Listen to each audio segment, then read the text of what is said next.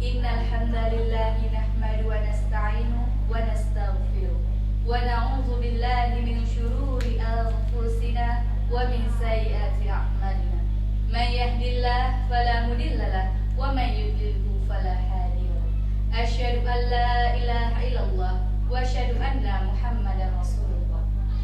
Selamat pagi pemirsa, salam sejahtera untuk kita semua. Kembali lagi bersama kami di Tafidu TV, menggali keceriaan, cerdas dan berwawasan. Bersama saya Lailatul Husna sebagai host pada pagi hari ini. Adapun tema kita pada pagi hari ini yaitu tentang pemahaman masyarakat terhadap hukum kewarisan Islam. Hukum waris adalah suatu hukum yang mengatur peninggalan harta seseorang yang telah meninggal dunia diberikan kepada yang berhak seperti keluarga dan masyarakat yang lebih berhak. Nah, sebelum kita masuk ke penjelasan yang lebih dalamnya lagi, di sebelah saya telah ada hadir narasumber kita yaitu Bu Neneng Desi Susanti MSy sebagai Dekan Fakultas Syariah di Institut Agama Islam Tafakuh Fitin Dumai. Bagaimana Bu? Bagaimana kabarnya pada pagi hari ini Bu? Alhamdulillah baik.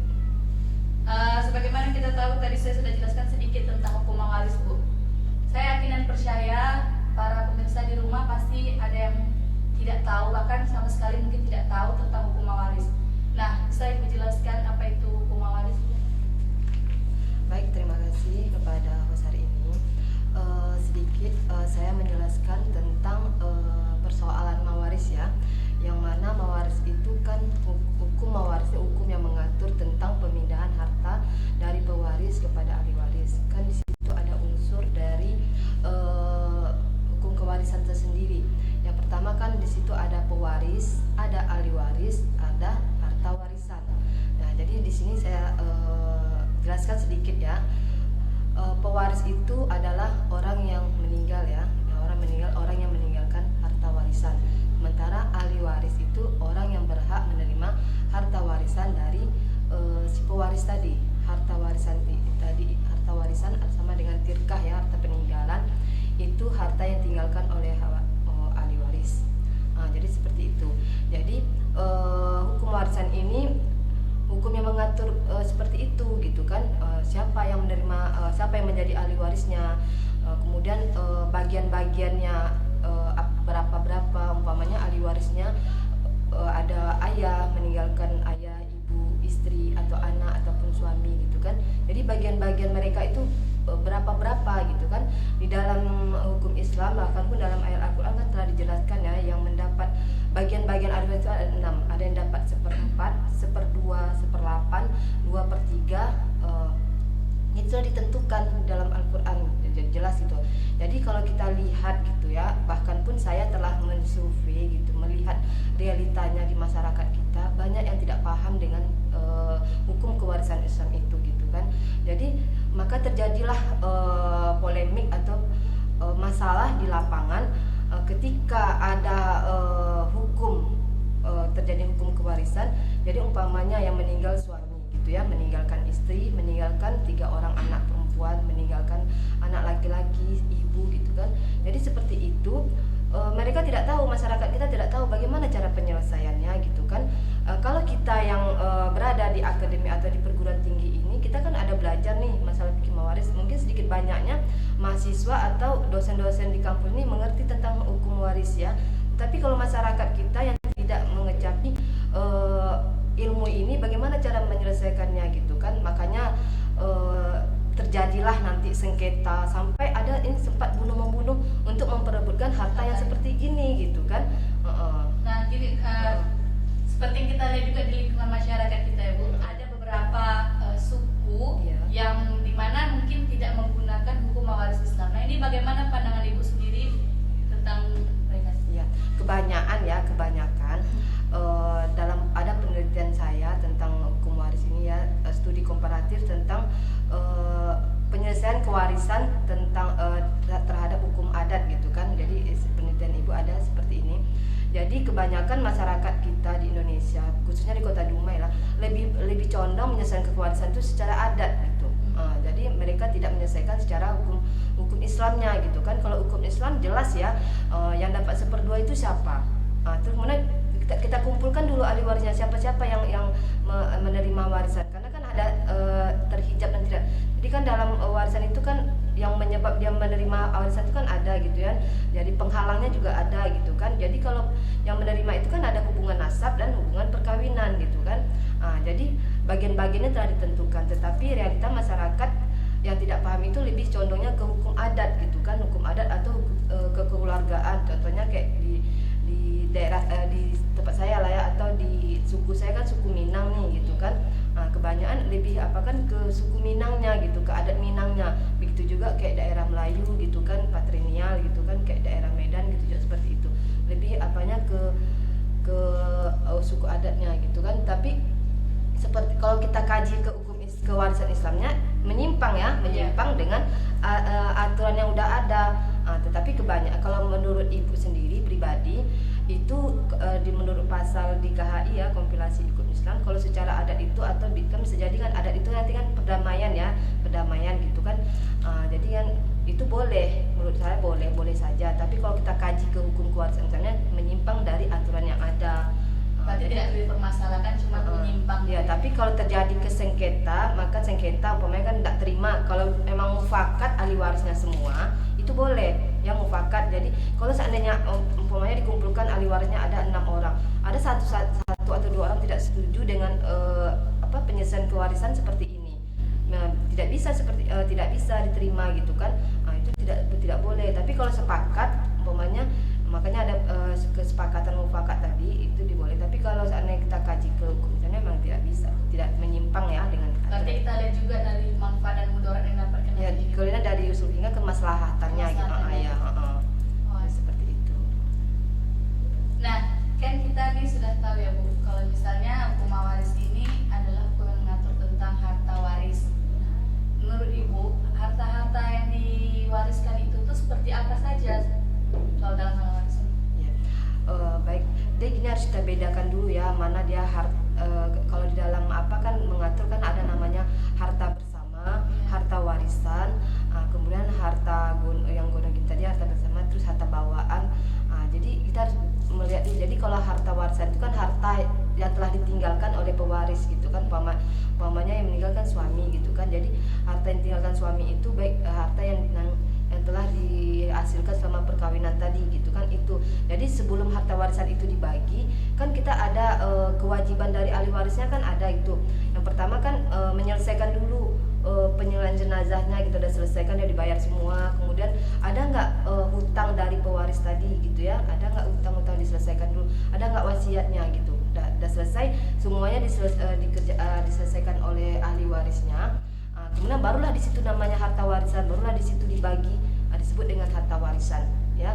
Jadi dibayarkan dulu semuanya, dilaksanakan dulu kewajiban ahli warisnya, baru kita dikumpulkan dulu ahli waris, siapa ahli warisnya.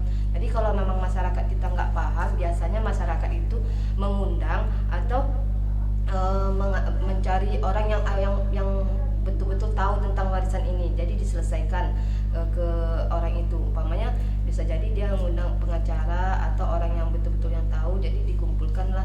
Atau kalau memang tidak bisa jadi kalau terjadi sengketa itu makanya dibawa ke pengadilan agama gitu, diselesaikan di pengadilan agama. Baiklah pemirsa, penjelasan yang diberikan oleh Bu Neneng tadi itu sangat jelas bagi kita tentang hukum waris. Saya yakin dan percaya pemirsa di rumah juga pasti penasaran bagaimana saja hukum waris dalam Islam. Oleh karena itu, tetap di Tafidu TV.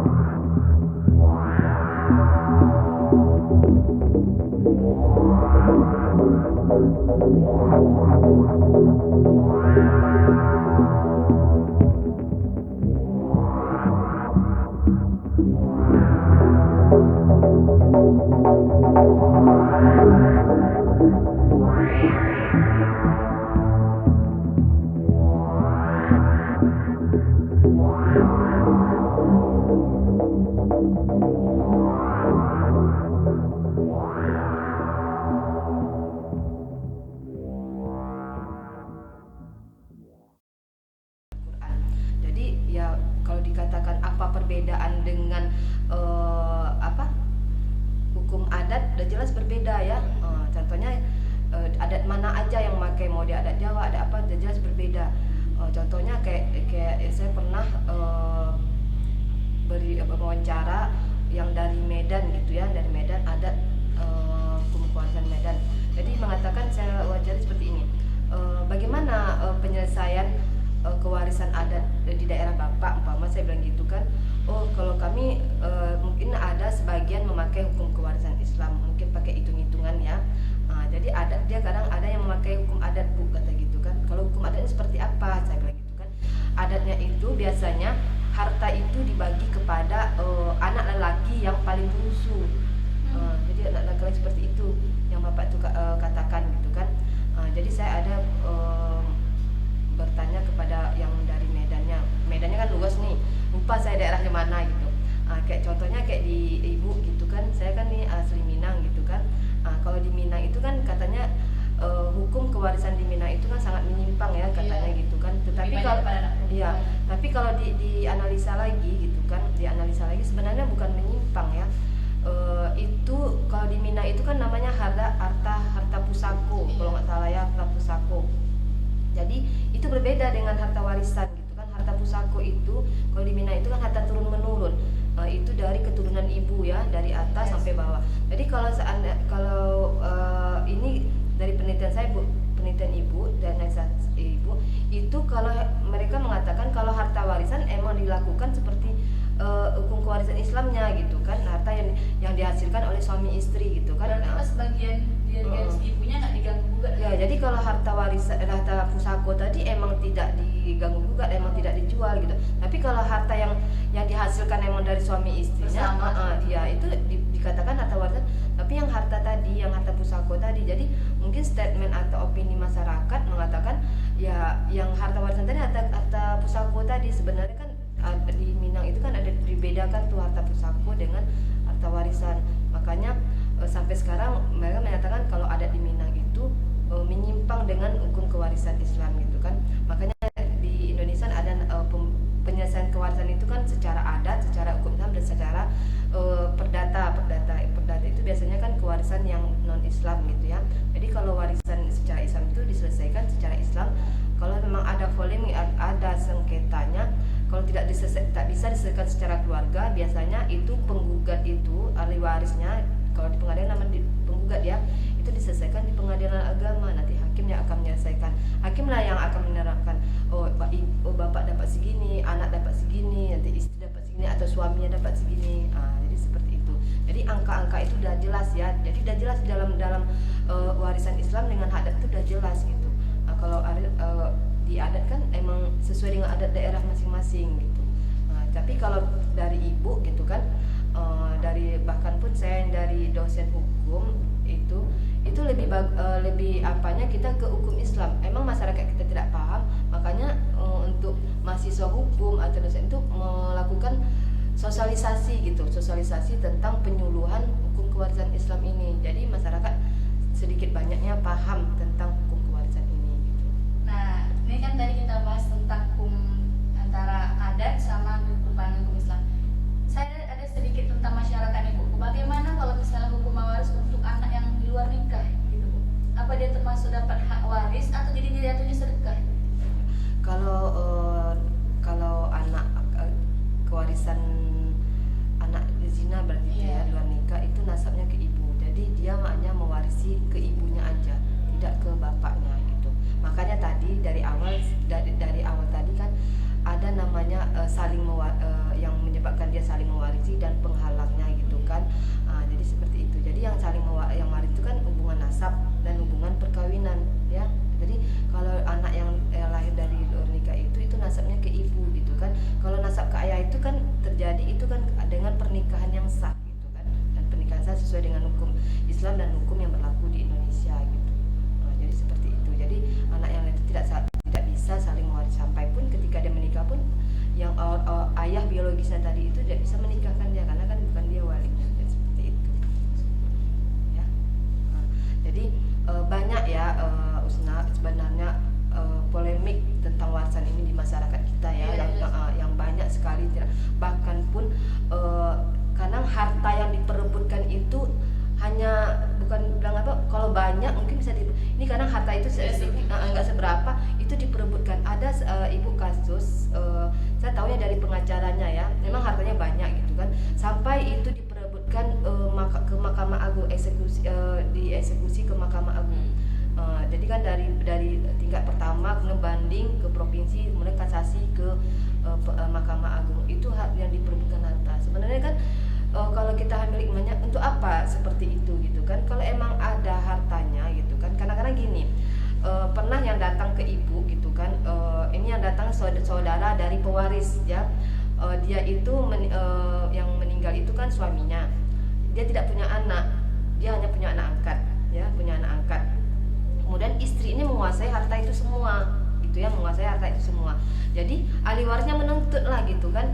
Sementara istri emang tidak punya anak, dapat seperempat gitu kan. Jadi anak angkat ini dia tidak bisa saling mewaris. Anak angkat yang tidak ada warisannya dalam hukum Islam, tapi dalam perdata dapat gitu kan. Jadi anak angkat ini kalau emang ketika ayahnya meninggal, dia kalau berwasiat, anak angkatnya hanya ada wasiat itu tidak lebih dari sepertiga harta gitu ya. Jadi ini dikuasai sama anak angkatnya gitu kan. Jadi yang si ibu dan saudara dari pewaris tadi, si mayit tadi menuntut itu sampai ke kasasi sana. Itu kan disayangkan gitu kan. Makanya kenapa saya mengangkat tema pemahaman tadi itu, makanya masyarakat tuh nggak paham. Dan istri ini beranggapan ketika suaminya meninggal itu harta itu udah sama dia semua, padahal kan ada hak yang lain, ada hak ahli waris lainnya gitu kan. Di situ datang ke saya suruh menyelesaikan seperti itu. Ya kita hanya sekedar menyelesaikan gitu kan, mengasih pemahaman ini loh seperti ini, dalam hukum Islam itu seperti ini. Kalau mau ngambil secara keluarga, kalau secara boleh, tapi secara mufakat sepakat ahli waris semuanya, itu boleh. Tapi kalau ini kekeh nggak mau istrinya, bahkan baru sampai ke pengadilan agama, digugat sampai pengadilan agama gitu. Akhirnya eksekusi jadinya kan, pengambilan part. Jadi memang menang, emang jelas hak ahli waris ini ada gitu. Dia nggak bisa ambil dia sendiri. Ya, jadi dieksekusi oleh pengadilan agama. Jadi seperti itu. Itu salah satu contoh. Banyak lagi yang saya temui di lapangan tentang masalah-masalah mawaris ini. Ya kenapa ya, karena tadi yang tidak paham tadi gitu kan. Jadi seperti itu. Makanya dari itu ya memang perlu tentang yang jadi biar tidak terjadi, bahkan pun ada bunuh-membunuh antara adik dengan kakak gitu kan. Kalau alangkah indahnya seandainya gitu kita membagikan ahli warisan secara keluarga, umpama kayak kita, ibu punya kakak beradik 4 orang, jadi dilihat mana yang kakak beradik kita yang paling membutuhkan, paling mungkin ekonominya lebih rendah gitu kan, walaupun udah dibagikan secara Islam, jadi bagian dia diberikannya kepada adiknya itu nggak masalah gitu kan. Lebih bagus ya, lebih bagus, indah jadinya kan, karena ini udah kaya gitu kan, dapat lagi itu kan. Jadi kalau seandainya emang dibagiin secara itu atau dibagiin secara adil, secara keluarga, secara sepakat, nggak apa-apa. Ini kadang-kadang ya dikuasai satu orang saja, umpamanya anak paling tua gitu yang menguasai harta ibu bapaknya gitu kan. Disitulah terjadinya sengketa, perpecahan sampai membunuh gitu kan. Terus yang kayak kasus misalnya ada saya dengar di berita kan Bu, anak yang menuntut orang tuanya karena harta, karena orang tuanya ini belum meninggal, itu tuh kayak mana hukumnya tuh Bu? Tahapnya dituntutnya dulu gitu. Misalnya harta tentang misal tanah gitu kan Bu. Nah dia ini misalnya dalam hak ibaratnya wasiat ada kata nanti kalau bisa meninggal nih hak tanahnya untuk ini, tapi ibaratnya orang tua belum meninggal, cuman dia udah merasa itu hak dia. Nah itu dalam pandangan Islam seperti apa? Ini gini ya, makanya ada namanya hibah ya, hibah kan pemberian gitu kan. Kalau pemberian itu kan umpamanya saya memberikan tanah kepada Usna gitu kan, itu hanya hibah, belum warisan gitu kan. warisan. Tapi itu kan ketika udah diberikan, berarti kan semuanya udah ada tuh kekuatan hukumnya gitu kan.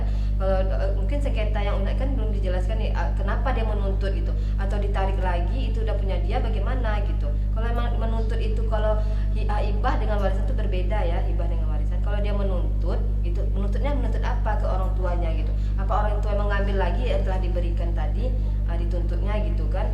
Jadi kalau dia masih hidup itu tidak dikatakan warisan gitu ya. Jadi terus lagi masih itu ya, masih. Jadi kalau harta warisan itu kan udah ada sebab kematian, dari kan azas kewarisan namanya sebab kematian. Jadi meninggal gitu, baru itu dikatakan kewarisan. Tapi kalau masih hidup itu nama pemberian, hibah gitu. Jadi bukan harta warisan. Makanya masyarakat kita satu lagi ya, belum meninggal nih udah dibagi-bagikan, saya membagi-bagi warisan gitu kan dia aja belum meninggal gitu kan. Sering kita dengar sering kita dengar gitu kan, membagi-bagi warisan gitu kan, dia belum meninggal gitu. Kenapa itu kan pemberian wajib, ibunya memberikan, mungkin kamu tanah ini untuk kamu, tanah ini untuk kamu gitu. Jadi itu belum jadi warisan itu kalau udah meninggal. Makanya kan ada unsur hukum kewarisan, ada pewaris, ada ahli waris, ada harta warisan gitu. Gimana kalau tadi belum ada kan unsurnya, mana ahli warisnya, mana pewarisnya, itu hanya pemberian aja antara ibu kepada orang tua, ibu kepada anaknya seperti itu. Baiklah pemirsa, kita tahan sejenak. Saya yakin dan percaya pemirsa di rumah pasti semakin penasaran karena ini menyangkut tentang harta, ya kan? Nah, jadi jangan kemana-mana, tetap pantengin kami terus di Tapidu TV.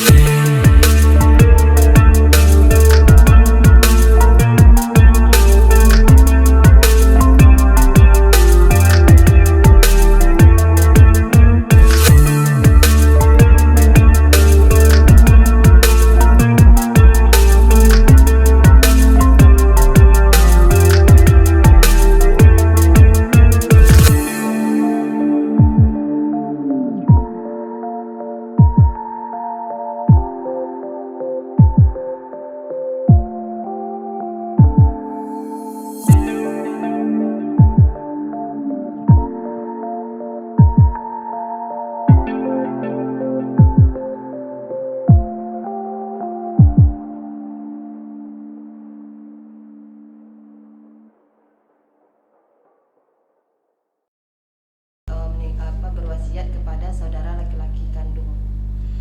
Jadi di sini kalau kita ambilkan ke penyelesaiannya ke hukum kewarisan Islam ya, udah jelas ya kalau istri itu mendapat 1/8 karena dia memiliki anak ya. Kalau anak perempuan itu kalau lebih dari 2 orang itu mendapat 2/3. Kalau ibu mendapat 1/6 karena dia ada bersama cucu. Jadi untuk kasus ini kita menyelesaikannya itu pakai hitung-hitungan ya. Apalagi dia berwasiat. Jadi sebelum kita masuk ke hitungan hukum kewarisannya tadi, hartanya tadi, kita harus melaksanakan dulu wasiatnya. Wasiatnya berapa? Ini wasiat ini yang sebelumnya Ibu dijelaskan 1/3 harta ya, tidak lebih dari 1/3 harta. Umpamanya dia meninggalkan rumah pribadi, mungkin ada 2 rumah pribadi yang sana. Jadi untuk membaginya bagaimananya itu perlu diuangkan atau bagaimananya itu kan melalui kesepakatan. Ya kalau diuangkan ya diuangkan, mungkin ada 2 miliar gitu kan, dibagilah sesuai dengan angka-angka tadi gitu kan. Nanti pembagiannya itu ya pakai hitung-hitungan matematika juga gitu, ada pecah-pecahannya. Jadi 1/8, 2/3 dan 1/6. Jadi berapa itunya? Lalu diselesaikan. Jadi bisa dibayar dulu, ada nggak utang-utangnya, dan bayar dulu wasiatnya. Sekarang baru kita selesaikan hukum kewarisannya. Jadi bersihkanlah dulu harta. Ya, barulah itu masukkan ke warisannya. Kalau udah dibagi seperti itu, baru nanti istri dapat, umpamanya bisa jadi istri dapat 800 juta, contoh ya. Anak dapat 1, sekian juta M gitu kan. Ibu juga seperti itu gitu. Jadi ada hitung-hitungannya gitu kan. Itu kalau prakteknya lah gitu ya. Kita ada yang seperti itulah kan, kalau dilihat kan ribet rumit gitu kan. Kalau emang nggak paham pasti pening kan, ini bagaimana hartanya, apalagi kalau harta banyak ya. Jadi pernah Ibu lihat yang diselesaikan oleh pengacara itu hartanya banyak gitu kan, sampai rumah kontrakannya, sampai bisnis tuh travelnya, kemudian rumah sewanya, bukunya segala macam, itu semuanya diuangkan. Jadi untuk item-item hartanya itu aja hampir 1 lembar. Jadi 1 lembar di berita acara itu ya, di berita acara itu kan banyak tuh. Itu yang akan diselesaikan karena itu terjadinya sengketa oleh ahli waris yang ditinggalkan. Jadi diselesaikan di pengadilan agama Demak. Itu banyak itu. Jadi wajar terjadi sengketa karena hartanya banyak gitu kan. Jadi kalau sebenarnya kalau harta sedikit, upaya dia hanya meninggalkan tanah dan 1 rumah itu ya nggak perlulah disengketakan. Ya udah milik siapa rumah itu gitu kan. Tapi ini emang hartanya banyak. Jadi wajar penuntutan itu terjadi gitu kan. Bahkan pun yang kedua ahli waris yang ditinggalnya emang nggak paham tentang warisan gitu kan. Maka disewanya pengacara lah yang menyelesaikan di pengadilan agama. Itu memang memakan waktu lama, satu lagi biayanya juga mahal juga gitu kan. Berapa kali sidang jadi seperti itu gitu kan. Jadi ya kalau diharapkan ya janganlah sampai ada sengketa dalam penyelesaian kewarisan Islam ini seperti itu. Itu kan satu contoh dari Usnaya. Sebenarnya banyak lagi contoh-contoh lainnya. Kalau lebih detailnya nanti kan, kalau saya kan ngajarnya di syariah ya, ada mata kuliah fikih mawarisnya. Jadi anak-anak syariah tuh lebih minat gitu ketika praktek fikih mawarisnya, hitung-hitungannya tadi gitu kan. Intinya untuk pemahaman kewarisan ini harus tahu dulu ahli warisnya, kemudian bagian-bagiannya, terus terhijab apa enggak, hijab ada seputar hijab namanya, jadi terhijab apa enggak dia menerima waris. Jadi kalau kita paham dengan itu, insya Allah apapun contoh-contoh kasus yang dihadapi sama kita itu bisa kita selesaikan gitu. Ada nih lagi satu kasus Bu, dia misalnya punya 5 adik-beradik, 2 perempuan, 3 laki-laki. Nah dia itu misalnya orang tuanya itu meninggalkan 1 buah rumah dengan tanah, terus itu dijualkan tanahnya itu dapat lagi uangnya 100 juta.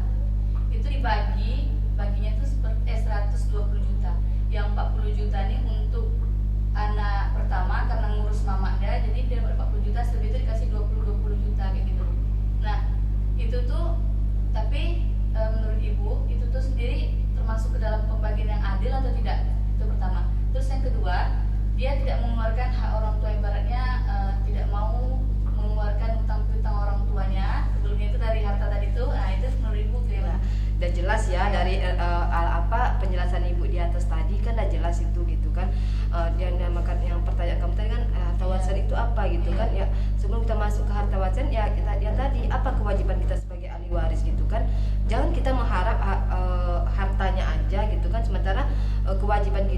menyelesaikan apa utang piutang dari orang tua kita, nggak kita selesaikan gitu kan. Banyak itu kasusnya seperti itu gitu, banyak gitu kan, nggak mau tahu dengan utang piutang yang orang tua yang masih hidup gitu. Yang jelas hartanya ada langsung dibagikan secara adik-beradiknya gitu. Bahkan pun ibu yang ditinggal, ibu masih ada nih, bahkan ibu tidak mendapat sama sekali gitu kan, dibaginya sama rata dengan adik-adik beradiknya. Biasanya udah menikah dan berkeluarga gitu kan, jadi ibunya udah tua gitu. Ada tuh kasusnya seperti itu gitu. Itu udah jelas ya tidak sesuai. Tapi kalau seandainya udah dibayarnya semua utang piutang dari orang tuanya meninggal tadi, udah dibayarnya semua, udah lunas, sampai penyelenggaraan jenazah tadi udah jelas, itu dibaginya sepakat mereka membagi secara keluarga aja gitu kan. Ibunya segini gitu kan, kakaknya, adiknya segala macam dibagi. Itu nggak apa-apa gitu kan, asal sepakatan gitu kan, menurut kompilasi hukum Islamnya kan itu acara dalam perdamaian gitu boleh. Tapi kalau utangnya belum nanti, siapa yang akan menanggung utangnya? Apakah ibunya gitu? Maka ibunya sendiri tidak dapat gitu kan. Kalau suatu saat misalnya adik beradik dari salah satu tuh paham, dia dituntut, misalnya abangan dituntut dalam bagian itu bisa tidak? Itu dia tadi tuh yang bilang, kalau emang kesepakatan itu boleh. Tapi kalau ada satu yang tidak sepakat gitu, menuntut itu, bahkan menuntut ke pengadilan agama, bahkan itulah yang terjadi seperti yang kita sekarang ini. Bisa dia menuntut. Iya, karena kan nggak sesuai dengan, dia mau pengennya sesuai dengan kewarisan Islam. Kewarisan Islam nggak seperti itu gitu kan. Mungkin dia lebih banyak aturan, kalau dalam hukum kewarisan dia lebih banyak gitu kan, karena ada laki-laki gitu kan. Dia bisa dia menuntut ke pengadilan agama. Dia pengen kewarisan itu diselesaikan dengan hukum kewarisan Islam gitu, tidak hukum ke keluarga itu. Dia bisa menuntut gitu kan. Dia yang berdamai tadi, yang sepakat itu kan, semuanya emang sepakat, setuju gitu kan. Jadi itu boleh. Bahkan pun yang kayak contoh kan, ibunya nggak dapat, sampai utang pun orang tua yang meninggal pun nggak dapat. Itu kan luar biasa gitu kan. Jangan hanya kita mengingat cuma harta dari harta orang tua yang kita tinggalkan, sementara kewajiban kita kepada ini ibarat kewajiban kita untuk terakhir kalinya untuk memberikan kan, ada utangnya yang kita bayar gitu. Jadi seperti itu. Jadi selesaikan semuanya baru itu disebut dengan harta warisan. Oke pemirsa, penjelasannya sangat jelas oleh Bu Neng tadi. Saya yakin dan percaya pemirsa di rumah pasti juga menunggu kesimpulan dari pembahasan kami. Jadi tetap di Tafidu TV.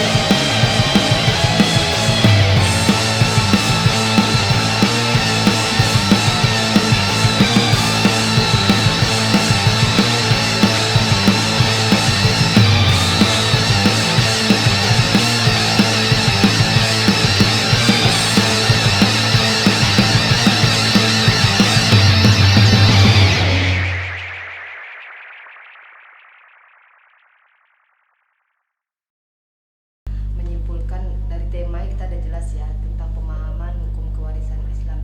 Walaupun setelah kita survei atau kita lihat realita di lapangan, banyak masyarakat kita yang tidak paham tentang hukum kewarisan Islam, bagaimana penyelesaiannya.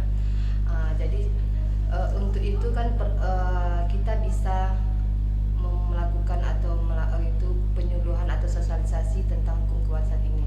Jadi harapan saya untuk masyarakat kita, jangan sampai seandainya terjadi sengketa harta warisan itu, jangan sampai diselesaikan secara ibarat tadi contohnya bunuh membunuh. Apa salahnya diselesaikan secara keluarga atau diselesaikan secara hukum kewarisan Islam.